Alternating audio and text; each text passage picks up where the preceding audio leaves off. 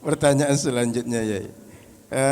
Kita sering mendengar Wahabi itu serang-serang ahlu sunnah. Sekarang banyak ustadz-ustadz para alim menjawab sehingga muncul nasihat. Kita nggak mesti mempermasalahkan perbedaan. Kita ukhuwah, jaga ukhuwah. Sebenarnya sikap ahlu sunnah sebaiknya gimana ya? Jadi memang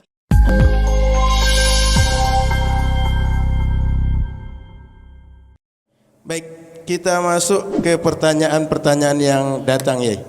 Pertama, sebenarnya Wahabi itu menisbahkan metodologi manhaj mereka kepada siapa ya?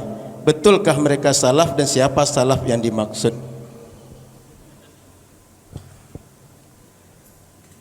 terima kasih ya. Pertanyaan pertama, Wahabi.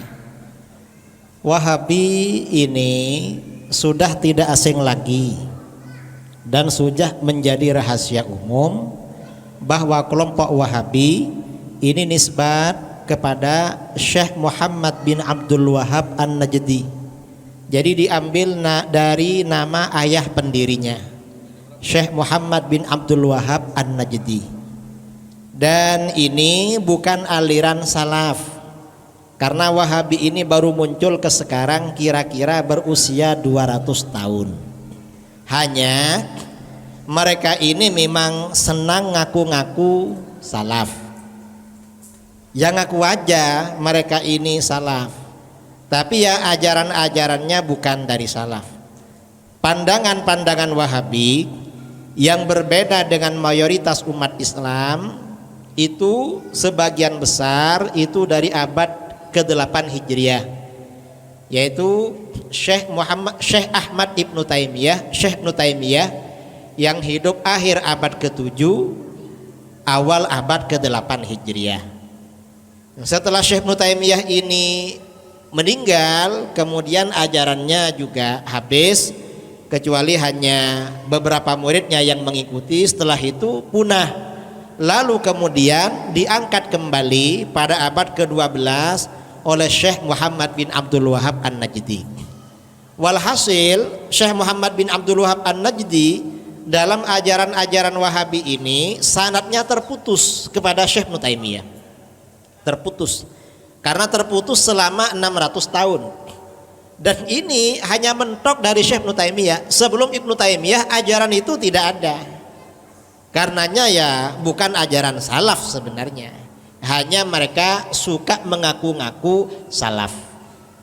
Kalau salaf yang asli ya mazhab 4 itu yang ada sekarang, Hanafi, Maliki, Syafi'i, Hambali. Itu yang benar-benar salaf. Dan kalau yang kita ikuti ini memang Ahlus Sunnah wal Jamaah itu memang selalu istiqomah konsisten dengan ajaran salaf. Jadi begitu. Yang kedua ya, ini orang Wahabi sering sebut kita mesti isbat sifat, isbat zahir. Apakah betul konsep ini dari salaf ya? Atau Wahabi pandai-pandai sendiri ya? Isbat zahir itu bukan dari salaf ya. Jadi begini. Di dalam Al-Qur'an dan hadis berkaitan dengan zat-zat Allah itu istilahnya ada ayat-ayat atau hadis-hadis mutasyabihat. Ayat atau hadis mutasyabihat itu artinya ayat atau hadis yang tidak jelas maknanya. Maknanya tidak jelas. Kemudian kebalikan dari mutasyabihat, ada ayat-ayat atau hadis-hadis muhkamat. Muhkamat ini artinya ayat-ayat atau hadis-hadis yang jelas maknanya, tidak menimbulkan keganjilan di dalam hati. Ini muhkamat. Nah, menyikapi ayat-ayat mutasyabihat ini umat Islam ya, ini ada 3 pendekatan di kalangan umat Islam. Apa pendekatannya? Ahlus Sunnah wal Jamaah menyikapi ayat mutasyabihat pendekatannya ada 2. Ada pendekatan tafwid, ada pendekatan takwil. Tafwid itu artinya menyerahkan makna ayat mutasyabihat itu sesungguhnya hanya Allah yang Maha tahu. Itu tafwid namanya. Takwil artinya mengarahkan ayat atau hadis itu pada makna yang tidak zahir pada makna yang tidak zahir karena ada dalil. Itu namanya takwil. Misalnya seperti Ar-Rahmanu 'alal 'arsy istawa. Tuhan yang Maha Pengasih beristiwa kepada arsy atau beristiwa di atas arsy. Kalau ulama salaf, mayoritas ulama salaf, istawa itu pendekatannya tafwid. Artinya apa? Hanya Allah yang mengetahui makna tafwid, makna istawa. Istawa ini hanya Allah yang mengetahui maknanya. Ini kalau yang tafwid. Ada yang takwil. Kalau yang takwil bagaimana? Istawa ini artinya Allah berkuasa kepada arsy. Ini dua pendekatan. Lalu ada pendekatannya kelompok mujassimah atau musyabbihah yang sekarang diikuti oleh Wahabi. Wahabi menyebutnya ini dengan sebutan itsbat, menetapkan. Kata Wahabi, istawa ini artinya Allah duduk-duduk bersemayam di atas arsy. Ini kata mereka, ini itsbat ini pendekatan orang Wahabi.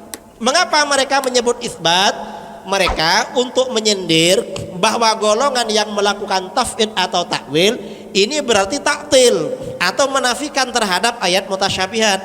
Sebenarnya bukan taktil, bukan meniadakan, bukan menafikan, tetapi bagaimana itu konteksnya menyucikan Allah dari menyerupai makhluk dan menyucikan Allah dari memiliki kekurangan yang disebut dengan tanzih. Sebenarnya itu. Jadi bukan isbat. Isbat itu bukan dari ulama salaf, tetapi dari orang-orang mujassimah. Kalau yang dari para sahabat, ya, kalau yang generasi sahabat itu antara takwil dengan tafwid. Ini contoh misalnya di dalam ayat kursi. Ada ayat wasi'a kursiyyuhus samawat. Kursinya Allah itu mencakup langit-langit dan bumi.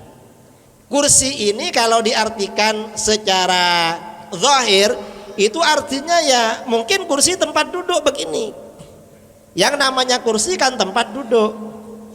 Kursinya Allah mencakup langit dan bumi. Tapi ternyata ada ulama salaf, Ibnu Abbas menafsirkan yang dimaksud kursi di sini adalah ilmunya Allah. Jadi takwil maupun tafwid yang diambil oleh Ahlus Sunnah wal Jamaah itu sebenarnya itu warisan pendekatan yang dilakukan oleh para sahabat dan murid-muridnya. Itu yang kita ambil itu. Jadi kursi aja ini riwayat di dalam Imam Bukhari, ya. Imam Bukhari meriwayatkan kursi itu maksudnya ilmunya Allah. Ini kata Ibnu Abbas. Itu yang kita ikuti. Dan banyak contoh-contoh takwil atau itsbat atau tafwid yang terjadi perbedaan di kalangan umat Islam antara Ahlus Sunnah wal Jamaah di satu sisi dengan kelompok Wahabi di sisi yang lain. Nah, karena pendekatan ini maka Ahlus Sunnah wal Jamaah menegaskan ketika menafsirkan ayat istawa, istawa itu maknanya dua. Apa? Yang pertama hanya Allah yang mengetahui maknanya.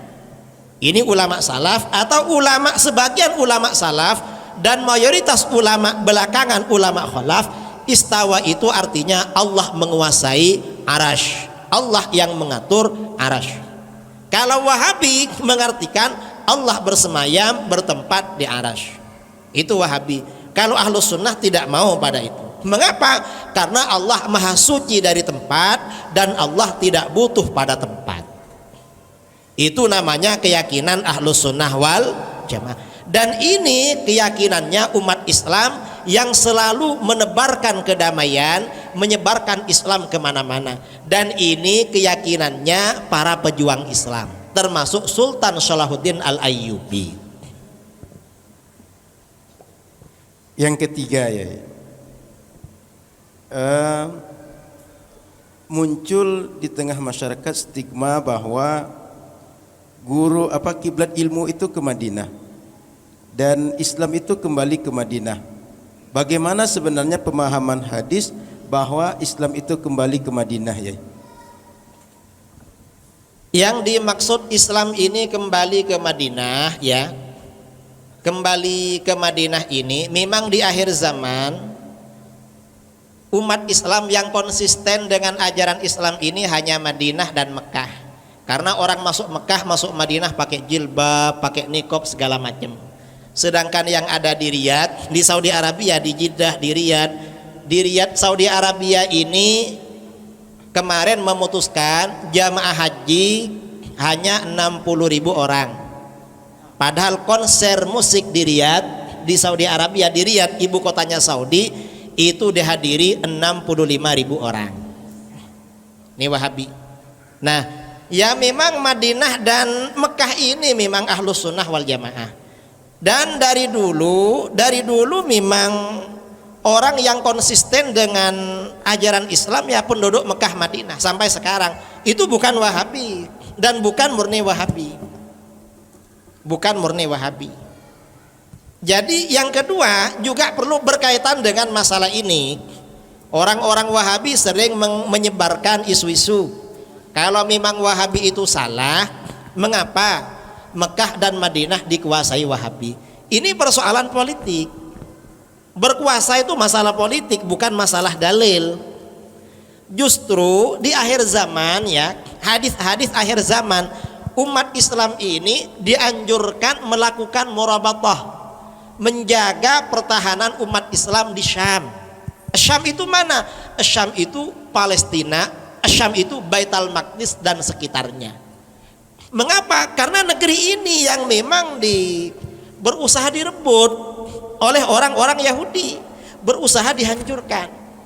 Dan ini berdirinya negara Israel itu atas izin Raja Saudi dulu. Yang pertama kali memberikan pengakuan Israel itu Raja Saudi, Raja Abdul Aziz. Dan ini orang Palestina dan sekitarnya justru orang-orang Sufi. Ini akhir zaman. Akhir zaman itu memang ada kitab-kitab ya, kitab-kitab Fadailus Syam yang menerangkan tentang hadis keutamaan negeri Syam. Di akhir zaman ini kita justru dianjurkan untuk kembali ke Syam. Mengapa ke Syam? Karena ahlul haq tempatnya di situ. Tempatnya di situ. Dan mereka rata-rata ya para sufi, memang orang-orang sufi, orang-orang bermadzhab. Ya masalah yang tadi itu maknanya bukan Wahabi, itu bukan. Tidak mengarah pada Wahabi. Tapi orang yang memang benar-benar menjaga ajaran Islam, pakai jilbab dan segala macam, tinggal di Mekah Madinah.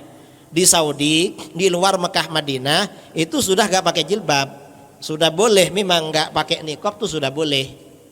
Bahkan sekarang ini Saudi arahnya ke liberal.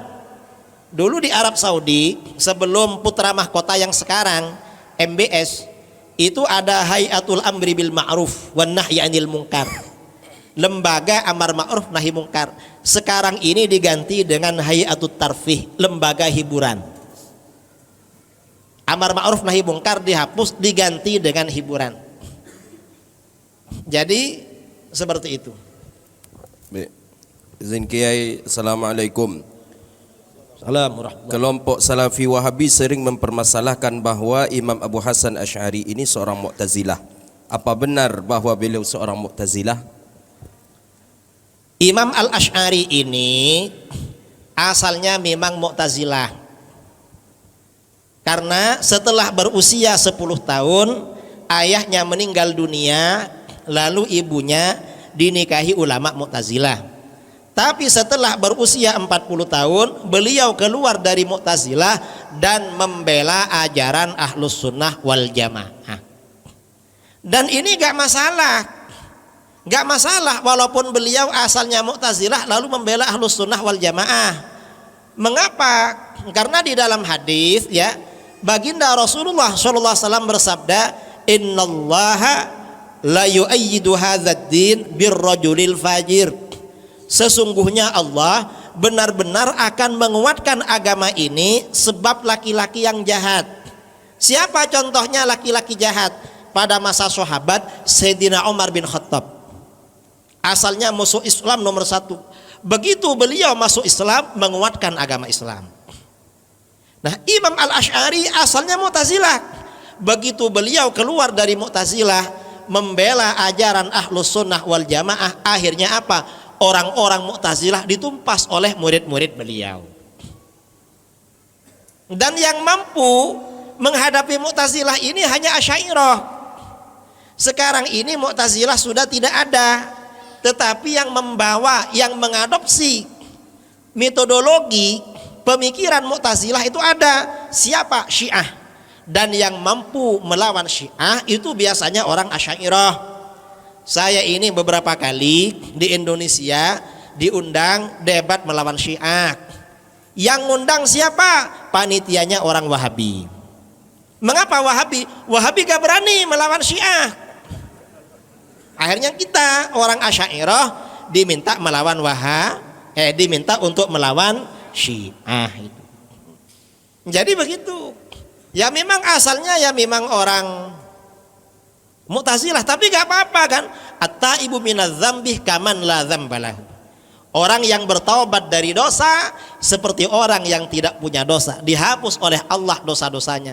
Sebelum Imam Asy'ari ini tampil, orang-orang Ahlus Sunnah ini hanya mampu membela diri, tidak bisa melakukan perlawanan karena gak tahu rahasia pemikiran Mu'tazilah. Tetapi setelah Imam Asy'ari keluar dari Mu'tazilah, akhirnya bagaimana? Mu'tazilah dibongkar dari dalam oleh beliau. Akhirnya orang Mu'tazilah kalah. Orang Mu'tazilah ini hanya bisa dikalahkan oleh orang Asy'ariyah. Mu'tazilah ini memang pemikir yang paling hebat pada waktu itu. Oleh Imam Asy'ari dikalahkan itu. Karenanya orang-orang Syiah, orang Zaidiyah, orang Khawarij, logika yang dipakai itu logika Mu'tazilah. Tetapi ketika berhadapan dengan Asy'ariyah mereka kalah. Mengapa? Kita diajarkan oleh Imam Asy'ari dan murid-muridnya. Kiai, kita dengan orang sedikit Ustaz. ya silakan. Ada anggapan belakangan Kiai bahwa Imam Asy'ari ini taubat sekali lagi mengikut mazhab Ya. Wahabi Kiai. Ini benar atau tidak Kiai? Itu sama sekali tidak benar. Itu gosip, ya. Itu hoax, isu-isu. Dan ini kata Wahabi bukti bahwa Imam Asy'ari keluar dari mazhab Asy'ari lalu kembali ke manhaj Salafi kata mereka. Kitab Al-Ibanah.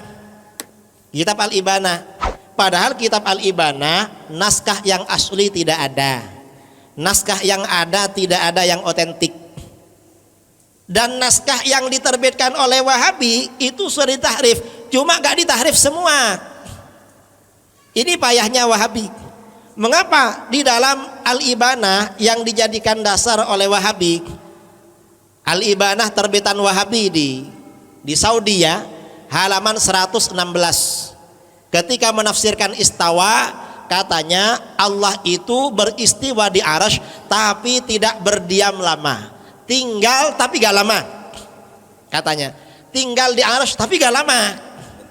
Sebentar, ini halaman 116. 10 halaman kemudian 126, istawa itu tidak punya makna Allah tinggal di arasy. Allah gak tinggal di arasy.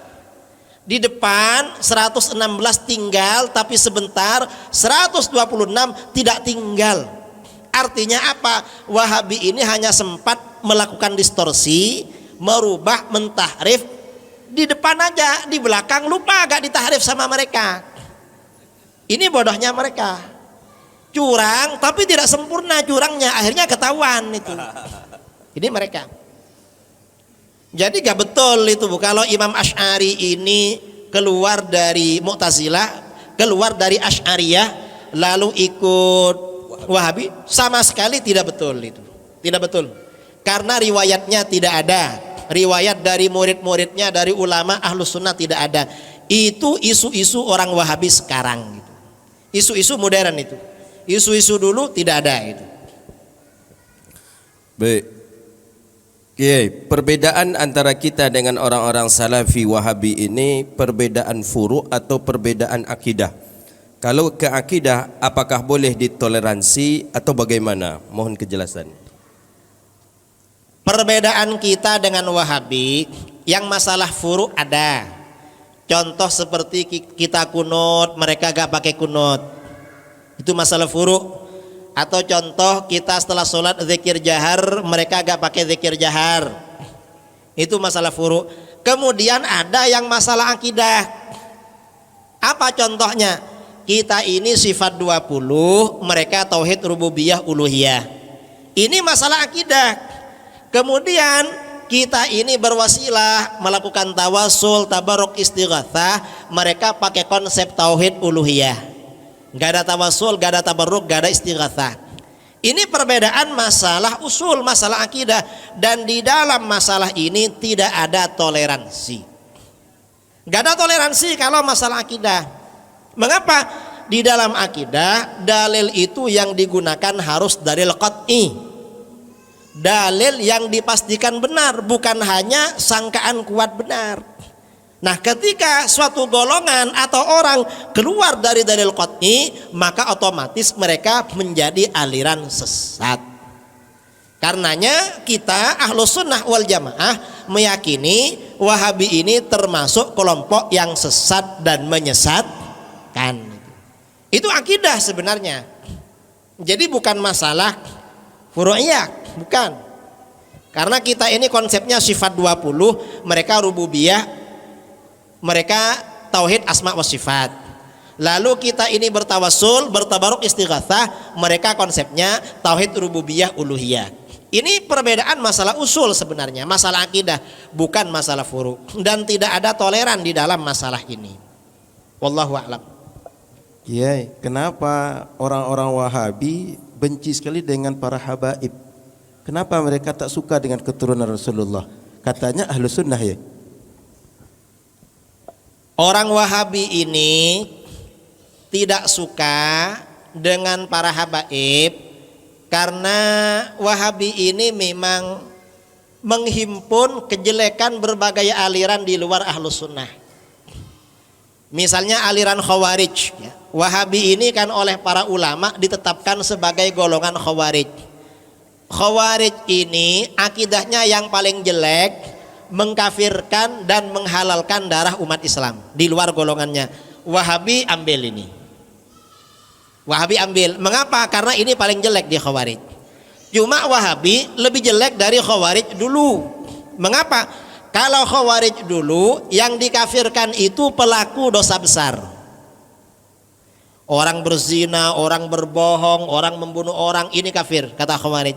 Kalau Wahabi yang dikafirkan itu pelaku amalan-amalan sunnah, istighatsah, tawassul, tabarruk, itu amalan sunnah dikerjakan sejak masa Rasulullah SAW. Para sahabat dikafirkan oleh Wahabi. Jadi Wahabi ini lebih jelek dari Khawarij. Nah, lebih jelek. Khawarij yang paling jelek ya Wahabi. Paling jelek. Kemudian ada kelompok namanya Nawasib.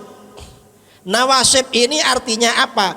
Kelompok yang tidak suka kepada keluarga Nabi. Ini Nawasib. Ini Wahabi juga menjadi Nawasib. Karenanya mereka gak suka sama keluarga Nabi. Ini bukti kalau mereka memang tidak ikut Al-Quran hadis. Karena Al-Quran hadis ini memang umat Islam ya wajib cinta kepada habaib, zuriat keluarga Nabi. Tapi Wahabi malah benci kepada para habaib itu. Jadi ambil yang paling jelek dari aliran. Ya pokoknya ada aliran yang jelek, Wahabi kadang ambil pemikirannya itu. Kadang ambil. Ada kesamaan dengan aliran-aliran sebelum Wahabi itu. Tentunya aliran di luar Ahlus Sunnah wal Jamaah itu.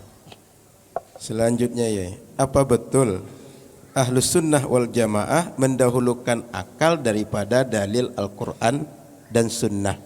Ini fitnah atau Wahabi pandai-pandai aja ya? Ahlus Sunnah wal Jamaah itu tidak mendahulukan akal daripada nas Al-Quran dan hadis. Yang betul bagaimana Ahlus Sunnah wal Jamaah itu memahami Al-Quran dan hadis itu menggunakan akal. Wahabi tidak menggunakan akal. Mengapa begitu? Ini Wahabi. Wahabi ketika dialog, saya pernah dialog dengan Wahabi di Surabaya sama di Malaysia. Saya bilang ayat yang muhkamat menurut Ahlus Sunnah wal Jamaah adalah ayat surat Al-Ikhlas. Qul huwallahu ahad, Allahus samad, lam yalid walam yulad walam yakul lahu kufuwan ahad. dan ayat laisa kamitslihi syai'. Lalu kata Wahabi, ayat yang muhkamat istawa, ar-rahmanu 'alal 'arsy istawa. Saya tanya pada dia, mengapa istawa muhkamat? Kata dia, karena di dalam Al-Quran disebut 6 kali. Saya kejar dia, apa dasarnya kalau disebut 6 kali lalu muhkamat? Lalu dia terdiam. Kalau kami Ahlus Sunnah wal Jamaah, ayat yang muhkamat yang jelas maknanya ayat tadi, surat Al-Ikhlas. Mengapa surat Al-Ikhlas? Karena sabab nuzulnya ayat itu turunnya sebagai jawaban terhadap pertanyaan orang musyrik dan orang Yahudi kepada baginda Rasulullah SAW yang bertanya tentang sifat-sifat Tuhan. Orang musyrik dan orang Yahudi bertanya tentang sifat-sifat Allah, lalu turun surat Al-Ikhlas. Karenanya surat Al-Ikhlas keutamaannya sepertiga Al-Quran. Orang baca surat Al-Ikhlas pahalanya seakan-akan membaca sepertiga. Kalau membaca 3 kali seakan-akan hatam Quran. Ini surat Al-Ikhlas. Karenanya di dalam hadis-hadis Bukhari, hadis Muslim diungkapkan surat Al-Ikhlas itu adalah sifatur Rahman. Karenanya kata para ulama, setiap kesimpulan ayat Al-Quran kalau bertentangan dengan kesimpulan surat Al-Ikhlas maka harus dijauhi. Mengapa? Karena ini yang menjadi ayat muhkamat. Saya bilang begitu. Lalu kata Wahabi, itu karena istawa 6 kali. Gak ada seperti itu. Kalau alasannya banyak-banyakan, istawa memang 6 kali. Tetapi ayat Al-Quran yang membicarakan tentang akal, di dalam Al-Quran dihitung ada sekitar 36 kali.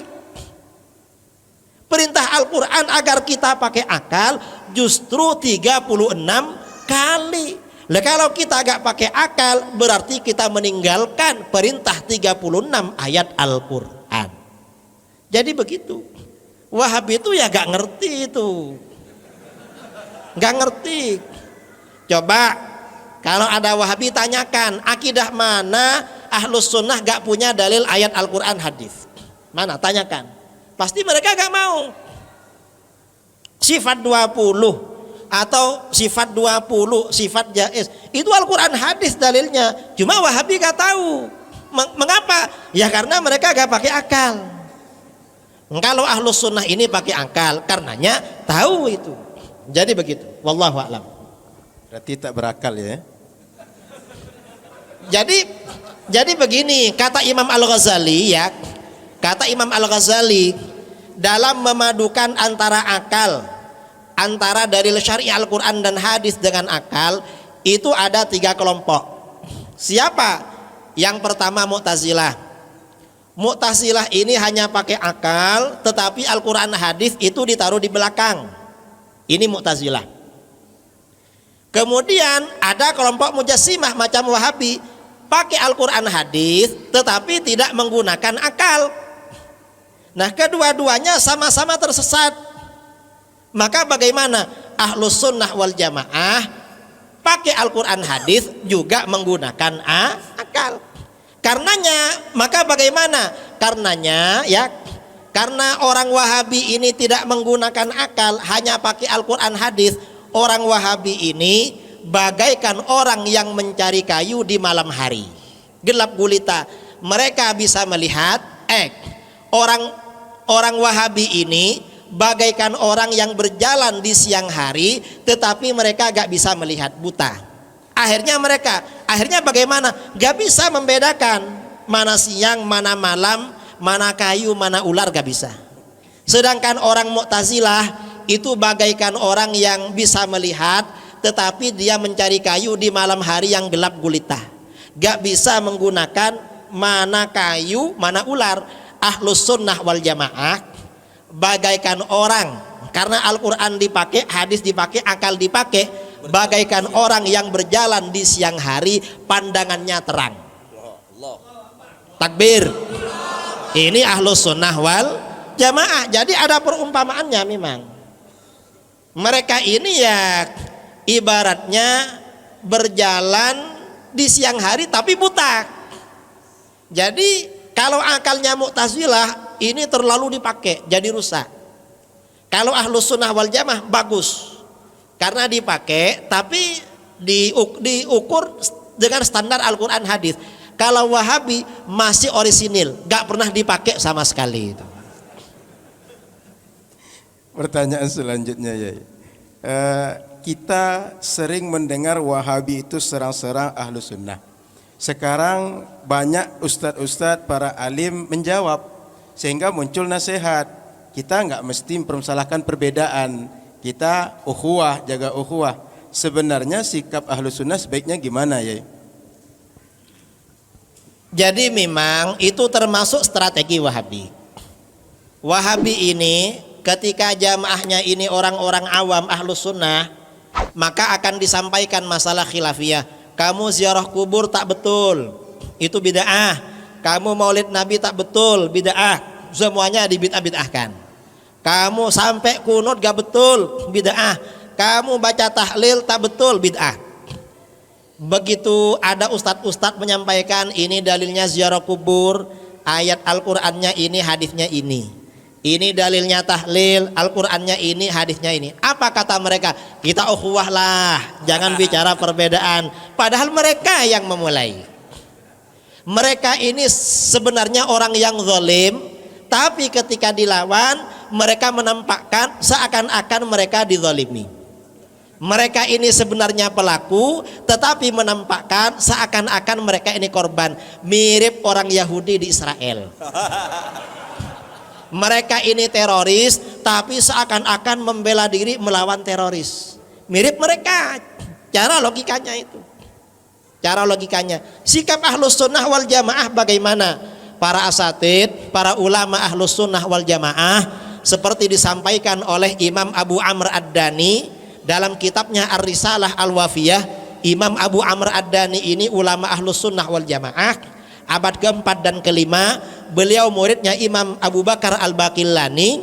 Kata beliau, para ulama wajib membela ajaran ahlus sunnah wal jamaah dan wajib membongkar syubhat-syubhat kelompok-kelompok di luar ahlus sunnah wal jamaah, dan tidak peduli alasan ukhuwah atau apapun. Justru untuk menjaga ukhuwah, ajaran ahlus sunnah wal jamaah harus dibela dan dipertahankan. Berarti benar anak-anak muda ya yang sekarang itu bukan benar, tetapi wajib hukumnya itu. Kiai, bagaimana kita yang ahli sunnah wal jamaah ini mensekolahkan anak ke pondok-pondoknya salafi? Hukumnya haram. Gak boleh. Pertegas lagi Kiai. Jadi menyekolahkan anak-anak ke lembaga-lembaga di luar ahlus sunnah wal jamaah itu hukumnya haram. Mengapa? Berarti nanti menyerahkan anaknya untuk menjadi pengikut aliran sesat, menjadi pengikut aliran tidak benar. Karenanya segera bertaubat, cabut dan pindah ke sekolah ahlus sunnah wal jamaah. Itu.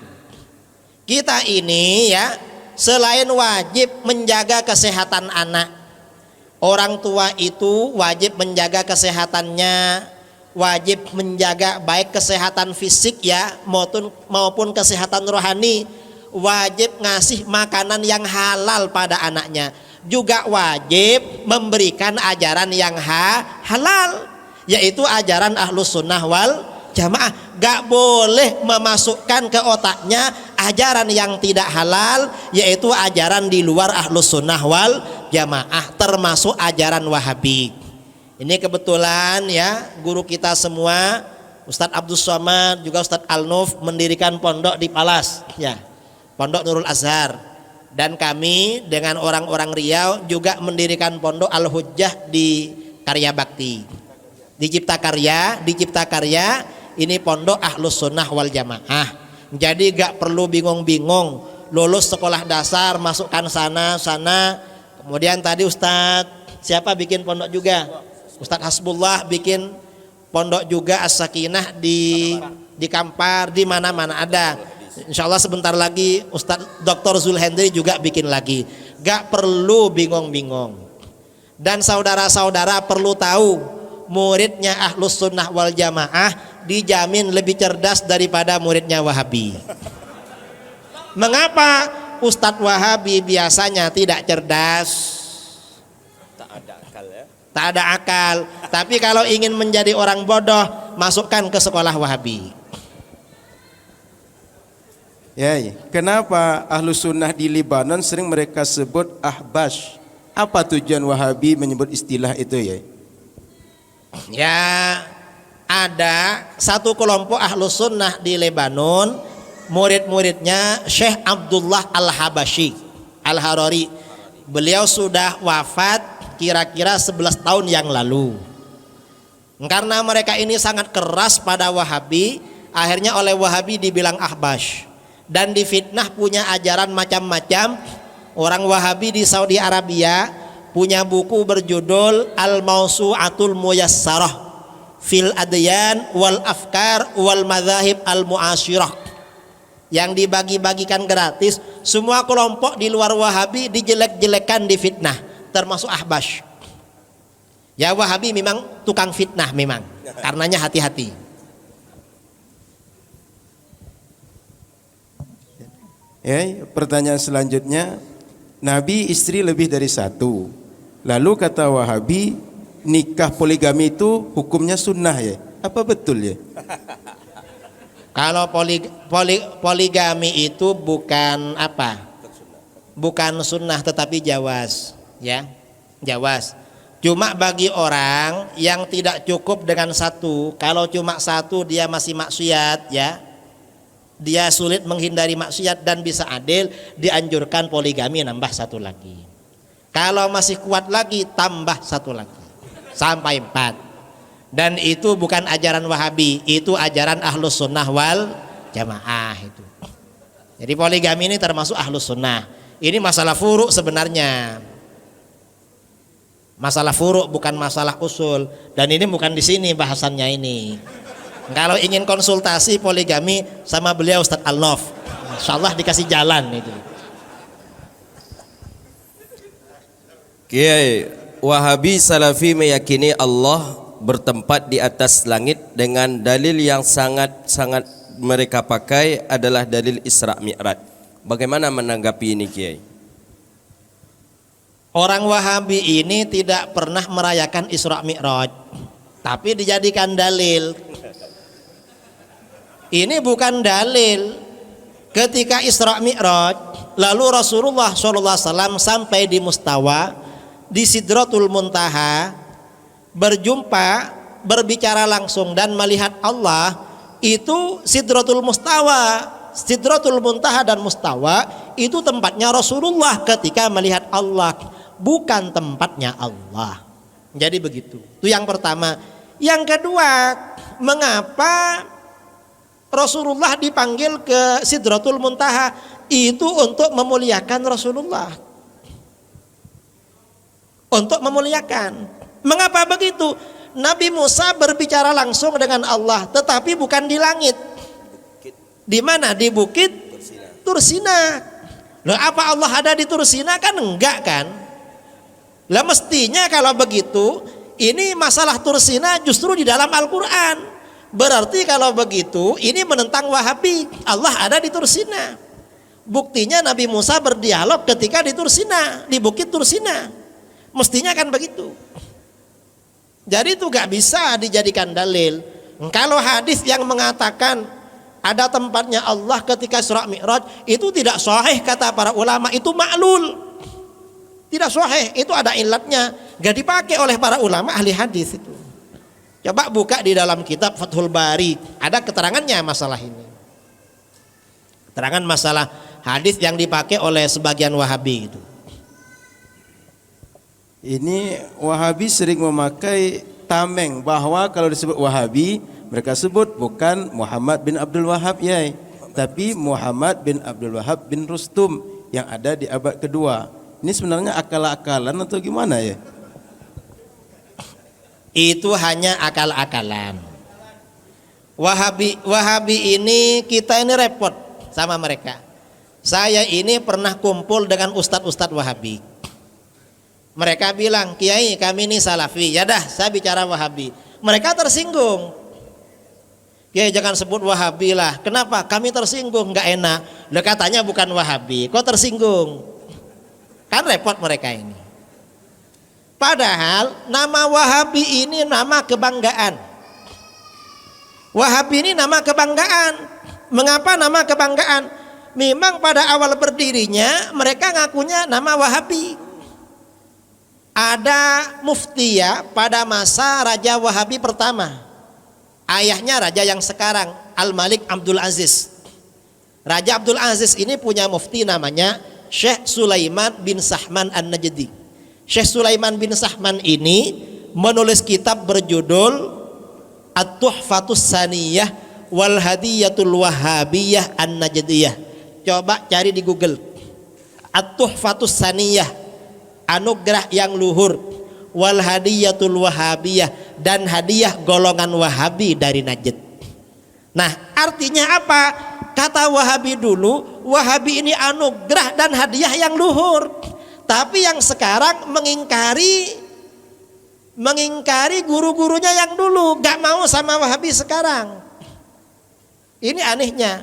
Dan Syekh bin Baz juga menganggap nama Wahabi ini, kata Syekh bin Baz, mufti Wahabi yang meninggal sekitar tahun 99 kemarin. Wahabi ini, kata Syekh bin Baz, laqabun syarif. Ini adalah julukan yang mulia bagi pengikut Wahabi, mulia. Sementara Wahabi yang sekarang gak mau dengan kemuliaan nama Wahabi. Lalu kalau ada orang bicara Wahabi, itu Wahabi yang dulu katanya. Loh, Wahabi yang dulu sudah lama gak ada. Sudah 1300 tahun yang punah. Kok sekarang baru dibicarakan? Ini yang sekarang yang ada bercokol, merajalela di mana-mana yang kita bicarakan. Kita ini bukan berbicara sesuatu yang gak ada, tetapi yang ada di sekitar kita. Cuma mereka gak mau dengan namanya sendiri. Mirip dengan maling. Apa maling itu? Pencuri. Pencuri itu dipanggil pencuri gak mau. Jangan panggil pencuri lah, yang sopan dikit. Panggil apa? Panggil pekerja malam misalnya. Tapi pekerja gimana? Ya mirip Wahabi, dipanggil Wahabi gak mau. Mereka ngakunya Salafi. Apanya yang salaf? Ajaran kamu Wahabi yang berbeda dengan mayoritas umat Islam, tidak ada yang dari salaf. Gak ada. Justru kita yang ajaran salaf. Karenanya pondok-pondok lama di Jawa itu ma'had salafi. Sidogiri berdiri hampir 300 tahun, ma'had salafi. Cuma sekarang direbut oleh Wahabi. Direbut. Mereka suka rebut-rebut memang. Nama direbut gitu. Ini mereka. Wahabi ini memang ganti nama. Dari nama Wahabi ganti Salafi. Asalnya mereka gak kenal nama Salafi, ganti Salafi. Yang terakhir Wahabi ini ganti nama Ahlul Hadis wal Athar. Gak mau sama Salafi, gak mau Wahabi. Apa? Kamu ikut siapa? Kami ini Ahlul Hadis wal Athar. Ya cuma nama aja. Nanti setelah kita urus, setelah dialog lama-lama, ternyata hadis yang dipakai cuma satu. Hadis apa? Hadis kullu bid'atin dhalalah. Itu terus yang dipakai. Saya pernah dialog dengan mereka di Balikpapan. Ada videonya di YouTube, ustadznya lari dapat 15 menit. Di forum lari. Nah, saya tanya, kamu ini ikut ahli hadis, tapi hadisnya kok cuma satu. Kullu bid'atin dhalalah. Kita hadisnya ratusan. Makanya Ustadz Al-Nuf ini punya majelis dan kawan-kawannya punya majelis Sunanul Mustafa. Baca Sahih Bukhari. Lalu beliau ini Dr. Zulhendri punya majelis Al-Musnad. Kitab apa yang dibaca? Al-Muwatta ya. Kitab Muwatta. Lah coba Wahabi kalau memang ahlul hadis hadir di majelis itu. Langsung mengkaji hadis. Jangan cuma kullu bid'atin dhalalah. Hadis itu jumlahnya ratusan ribu. Masa ikut ahli hadis, hadisnya cuma satu. Akhirnya saya bilang pada mereka, kalau begitu kamu bukan pengikut ahli hadis. Ikut apa? Kamu pengikut ahli hadas. Dan itu hadas akbar. Saya bilang begitu. Mandi junub lah ya. Iya, karena mereka ini memang hadas akbar memang itu. Saya kira itu. Baik, karena sudah 20.50 ya.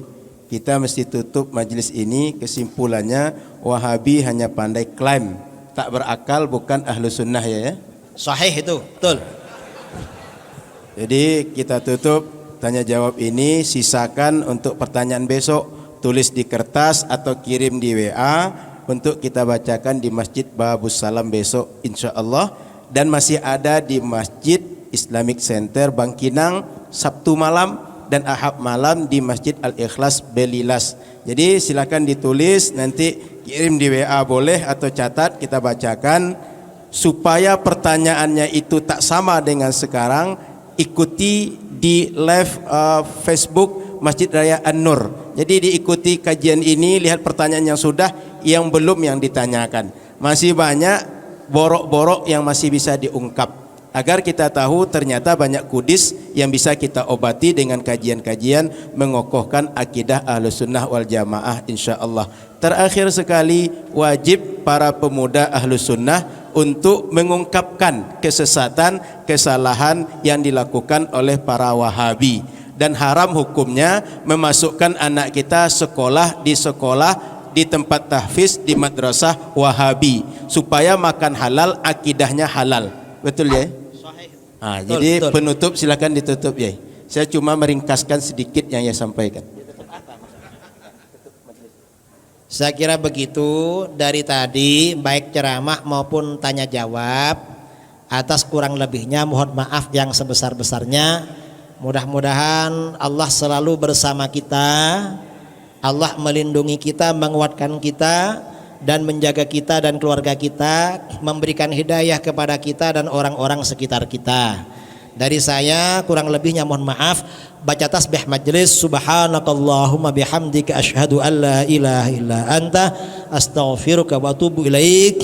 Aqulu qawli hadza. Assalamualaikum warahmatullahi wabarakatuh. Waalaikumsalam warahmatullahi wabarakatuh. Kita mintakan doa kepada Ustadz Dr.